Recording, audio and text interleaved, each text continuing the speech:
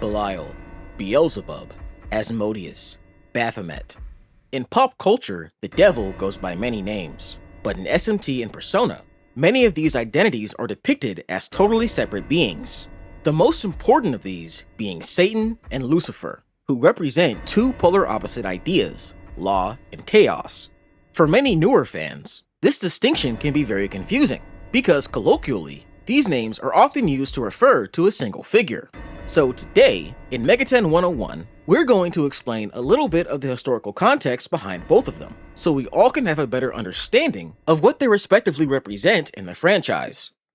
Due to the immense influence of Christianity, many think of Satan as a being who rebelled against God and was then cast into hell, where he would rule with a legion of demons. But this wasn't always the case. In ancient Hebrew, the word Satan, or Hasatan, translates to the adversary, or the accuser. Across the Old Testament, this term is used as a title to refer to a wide variety of beings, including both angels and humans. For example, in Numbers 22:22, when the prophet Balaam incurs God's wrath, the angel of the Lord, here explicitly referred to as a Satan, is sent to obstruct his path and, if necessary, kill him. To be clear, in this context, the adversarial relationship suggested by the term is not held between the angel and God, but it and a human. This is to say, what many Christians today would recognize as quote-unquote Satan is, in the Hebrew Bible, often portrayed as a member of God's heavenly host, who has God's explicit permission to act. The most notable story in the Old Testament featuring this depiction is found in the book of Job. It focuses on the titular character, who was said to be an immensely rich man and a fervent servant of God. That is, until one day when God had a conversation with the adversary. You see, God was very proud of Job, and he boasted to the Satan that Job was the most righteous man on earth who would always reject sin. So the Satan responded, "Does Job fear God for nothing? Would Job, a man who owned over 10,000 farm animals, really be this virtuous if he had nothing? And what exactly is the worth of a belief that has never been challenged?" To answer these questions, God allowed the Satan to take away everything Job held dear to test his faith. Here, the use of Hasatan, or accuser, is meant to signify their role as a divine prosecutor in heaven's courtroom, who attempts to reveal someone's true nature by putting them in situations that would tempt them away from God. Because of this, Job's depiction of the Satan is often viewed not as a literal spiritual being, but as a metaphor for humankind's inclination towards evil. This tradition of attempting to explain the origin of evil would converge with the evolving depiction of angels, which was shifting from men in white linen to surreal and abstract imagery. This was likely due in part to being exposed to entirely different cultures during the Babylonian exile, a period when upper-class Judeans were forcefully immigrated into Babylon, and afterwards returned under imperial Persian rule as a vassal state. One such example is Zoroastrianism, which is considered the world's oldest monotheistic religion and is known for having many similarities to Second Temple period Judaism, most notably its dualistic cosmology, which featured the good god Ahura Mazda fighting against the evil god Angra Mainyu, also known as Ahriman, in a spiritual battle over the universe. All of this before Christianity even existed. This mixture of ideas would eventually become the basis for the concept of the fallen angel, popularized by the Book of the Watchers in 1st Enoch.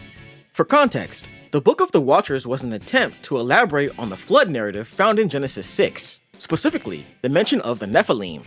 1st Enoch 6 describes a story where a group of angels go against the will of God by marrying human women and giving them forbidden knowledge, including the secrets of sorcery, metallurgy, and makeup. Yeah. Anyway, the sexual relations between humans and angels produced a lineage of monsters, which included the Nephilim, and they indiscriminately ate everything in the land. First livestock, then humans, and eventually even each other. In the end, these monsters would be destroyed by God, and the fallen angels were forced into an underground prison where they would remain until the final judgment day, when they would be cast into a flaming pit of eternal torture. These ideas would be very instrumental in the development of New Testament theology. For example, the Book of Revelation features a distinct devil figure, who, as the Satan, tempts humans away from God as an act of rebellion against him. Similar to Enoch, it depicts the Satan as the leader of a group of angels who defied God and for their treason were cast down to the earth. However, according to the prophecy, he will eventually return to challenge God once more in a final battle between good and evil, after which he and all of his followers will be thrown into the lake of fire, so God can create the new heaven and the new earth. In Megami Tensei, these different takes on Satan found across scripture, in both the Old and New Testaments, are synthesized into a single dynamic figure, who acts as both the accuser and the great dragon. This creates a new context, where Satan is reframed as an angel who serves God by testing humans and destroying the world as part of a divine process to create a purer version of Earth reserved for the worthy. Now, unlike Satan, Lucifer's appearance in MegaTen is much more closely aligned with the stereotypical view of the Christian devil as a demon king ruling over hell, who represents everything opposed to God. But now, knowing all of these details about the historical development of the concept of Satan, we have to ask, who exactly is Lucifer? The name is derived from Isaiah 14:12. In the King James Version, it reads, "How art thou fallen from heaven, O Lucifer, son of the morning? How art thou cut down to the ground, which didst weaken the nations?" The word Lucifer is taken from the Latin, meaning light bearer or morning star, and is itself a translation of the ancient Hebrew word Hallel. This refers to the planet Venus, because it's one of the brightest celestial bodies that can be viewed directly with your eyes, no equipment needed. Due to this, thousands of years ago, many people believed it was a star, and it was given immense cultural significance in several ancient societies around the world. For example, the Sumerian goddess of war and love, Inanna, known to the Akkadians as Ishtar, was identified with Venus. And some scholars view the myth where she descends into the underworld as mirroring the planet's movement in orbit around the sun. So, in this context, you can view referring to this person as Lucifer as alluding to them being a very prominent figure. In fact, in Revelation 22:16, Jesus is quoted as referring to himself with this title, saying, "I am the root and the descendant of David, the bright morning star." We can see this when we view the broader chapter of Isaiah 14. Let's return to Isaiah 14:12 and continue to verse 15, this time in the updated New Revised Standard Version. It reads, "How you are fallen from heaven, O morning star, son of dawn! How you are cut down to the ground, you who laid the nations low. You said to yourself, I will ascend to heaven. I will raise my throne above the stars of God. I will sit on the mount of assembly on the heights of Zaphon. I will ascend to the top of the clouds. I will make myself like the Most High. But you are brought down to Sheol, to the depths of the pit." Many Christians, being well acquainted with the concept of fallen angels, interpreted this literally and associated it with other verses across the Bible, such as Revelation 12's depiction of Satan being defeated by Michael, or Ezekiel 28. The latter of these is actually quite interesting, because its narrative is very similar to Isaiah 14, and appears to elaborate more on this figure's backstory. Ezekiel 28:13-17 read, "You were in Eden, the garden of God. You were blameless in your ways from the day that you were created, until iniquity was found in you. In the abundance of your trade, you were filled with violence, and you sinned. So I cast you as a profane thing from the mountain of God, and I drove you out, O guardian cherub, from among the stones of fire. Your heart was proud because of your beauty. You corrupted your wisdom for the sake of your splendor." This led to the interpretation of there being a single devil named Lucifer, who was originally an angel in the Garden of Eden, but rebelled against God due to his pride. We can see this view being held by Christian theologians as early as the 2nd century CE with Origen of Alexandria, who compared Ezekiel 28 and Isaiah 14 to Luke 10:18, when Jesus is quoted as saying, "I watched Satan fall from heaven like a flash of lightning." However, as you may have guessed by now, this is not how Isaiah 14 and Ezekiel 28 were viewed in their original contexts. These are what's referred to as taunt songs, which are essentially poems written to mock someone. There's a clear consensus among biblical scholars that these verses were not originally intended to refer to a devil figure, but real people. Ezekiel 28 is addressed to the king of the ancient city of Tyre, and Isaiah the king of Babylon. The use of this mystical imagery was meant to allegorically depict the larger nations that surrounded the ancient Judeans and pose an existential threat to their autonomy. So the narrative of the morning star being struck from heaven is a metaphor used to convey a prophecy where their mighty nations are destroyed for their arrogance in defying God. This use of the term morning star is actually very relevant. While scholars don't think that this is a reference to the devil, they do think that it's likely a reference to an ancient mythological figure, though there's not a strong consensus on who this might be. But one such example is the ancient Semitic god Athtar, who is associated with Ishtar, both of whom represent the planet Venus. This is important because in MegaTen, gods from the ancient Near East are often used as shorthand to represent the oldest gods in the world, who remember what it was like before the god of law took control and were personally defeated by him and his followers. Due to this and their shared relation to the morning star, Lucifer is often paired with these gods as part of the Chaos alignment. These ideas are combined with the depiction of Satan in John Milton's Paradise Lost to create MegaTen's interpretation of Lucifer as a Promethean figure who granted humanity free will as the serpent in the Garden of Eden.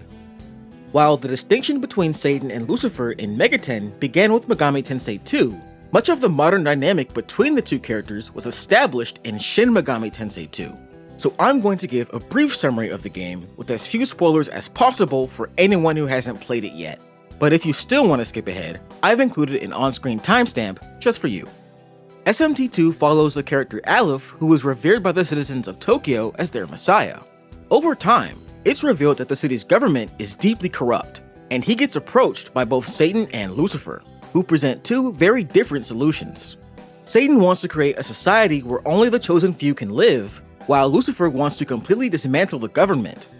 This dynamic, featuring a spectrum with the Messiah positioned in the middle between Satan and Lucifer as extremes, is another key factor to understanding these figures thematically in MegaTen.